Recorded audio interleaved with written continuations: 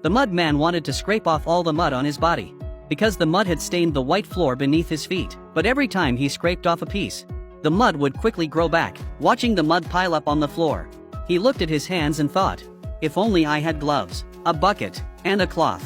Then I could clean the room. Suddenly, a box popped out of the wall. The Mudman carefully walked over to it, and found everything he wanted inside. Happy, he put on the gloves, and started cleaning the room. Soon the room was spotless, but his feet were still on the floor. The Mudman thought of a solution. He placed his feet on the cloth, so they wouldn't dirty the floor anymore. But now, he was stuck on the cloth, unable to move anywhere. He thought again, if only I had a pair of shoes. With a thud, another box popped out of the wall. Not wanting to dirty the floor, he carefully moved while standing on the cloth, but tripped and fell, making the floor dirty again. He decided to walk straight to the box, and sure enough, it contained a pair of shoes. As soon as he put on the shoes, another box popped out of the wall, this time with a set of clothes. Without hesitation, he put them on, but while putting on his pants, he tripped because he put both legs into one pant leg. The bucket tipped over, and the floor became even messier. The Mudman broke down. He sat on the floor, crying sadly,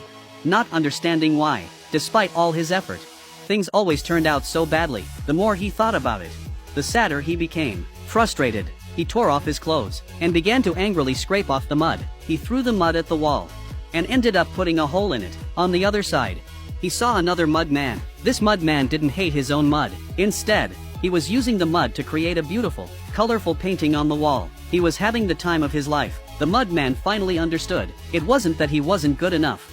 It was that he hadn't learned to appreciate his own worth.